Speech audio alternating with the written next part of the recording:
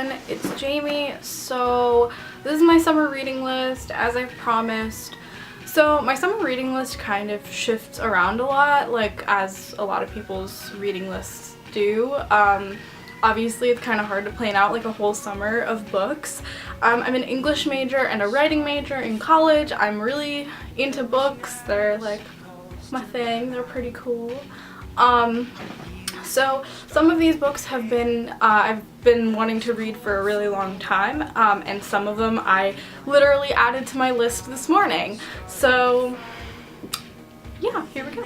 Now, a couple of these books I've actually read already because I've been planning to make this video for a while, and it's kind of been my summer. I've been done with school for a little bit, so a couple of these books that I have to show you, some of them are actually like physically here with me, and some of them I like either don't have, or they're like books that I have on my phone, or like audiobooks or something, or books that people are going to give me but haven't yet, or I've lost them. So yeah, so I've already read in completion the first two books on my list, which are Yes Please by Amy Poehler and Call Me by Your Name, which I loved both of them. Very different books. Yes Please was really funny. It was a book of essays. Probably everybody already knows these books already, but Yes Please is like such a good, like, funny, realistic, down-to-earth book by like a really famous genius woman.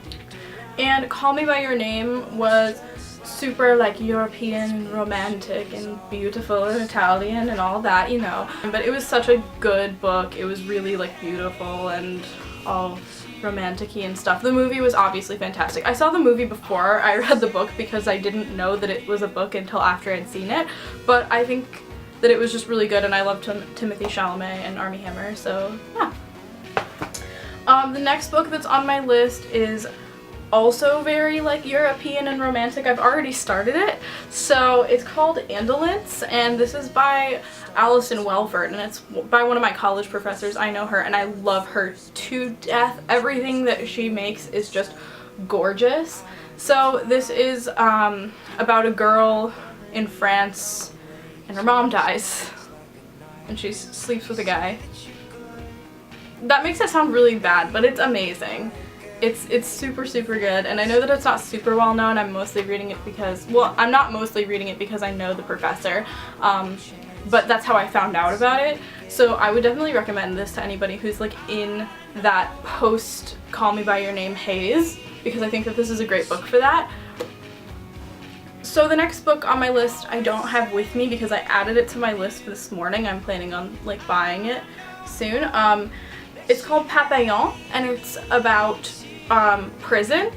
It's a French book. I forget who wrote it because I only have the title down here, but it's been made into a movie like in the 70s, and now it's being remade into a new movie, and one of the guys in it is the dude that's playing Freddie Mercury in the Freddie Mercury biopic, and I was like, ooh, this looks cool. And it's very very noir. It's like about like sadness, escaping from prison, and like it just looks super good, so I'm definitely gonna be reading that one. My next book on my list is one of those ones that I feel like people yell at me about when I say that I haven't read it yet. It's one of those books that's been on my list for a while that I've been like, oh my god, Jamie, I have to read, like, Jamie. Yes, Jamie? Read it! Like, that's how I feel.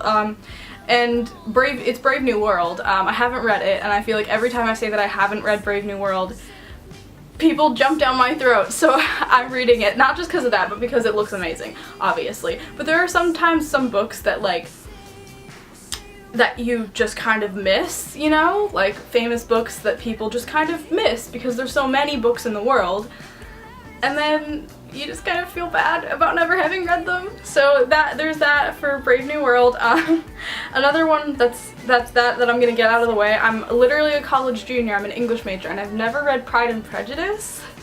So this will be the summer that I read Pride and Prejudice. It will.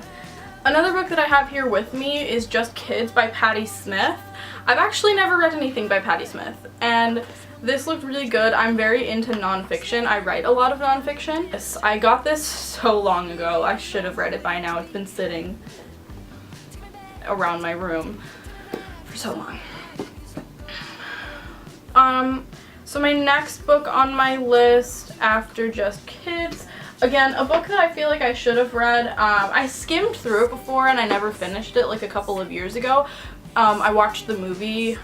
This kind of was sprung from my Twilight phase. I've read other Anne Rice books before, but I've actually never finished Interview with a Vampire, so I feel like now is the time that I should be finishing it.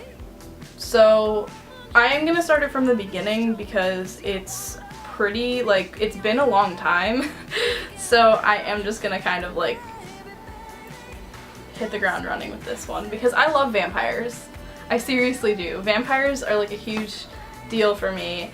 I shouldn't say this in a book video because I feel like people will come for my head, but I'm not a huge Harry Potter fan. Like, I think it's fine, but like I'm just not that into wizards. I'm more into vampires. I really love vampires and vampire fiction. Like, Bram Stoker's Dracula is one of my favorite books. So I feel like I should be kind of delving more into that, and it's always looked intriguing to me, and now I've got time over the summer, so you know.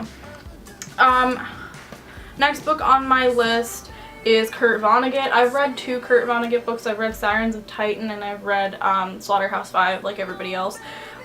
So the next one I thought was Cat's Cradle. I found this at a garage sale and then I was like, oh, it's a sign. So I'm gonna be reading Cat's Cradle this summer.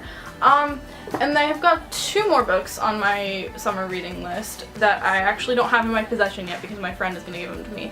And they're the only 2 books of poetry on my list this year, and they're both by Charles Bukowski. It's The People Look Like Flowers at Last and The Continual Condition. I've never read either of them. I've read a couple of Bukowski collections. I've read mostly his fiction, and I know that people again are going to come for me because he's kind of a shitty dude, but I kind of just, like, it's good, like, turn off your brain reading and just feel like you need to light a cigarette and drink and sit at your typewriter, you know? Even though I do none of those things. But yeah, I feel like I'm not reading a lot of poetry this year now that I look at my big stack, but I don't know, if anybody has any good poetry recommendations, don't tell me to read Milk and Honey. Don't tell me to read Milk and Honey, but if you have, like, good poetry recommendations, maybe send them my way. But yeah, so that's my summer reading list. Again, like I said, it's subject to change. I mean, it changed even like earlier today before I made this video.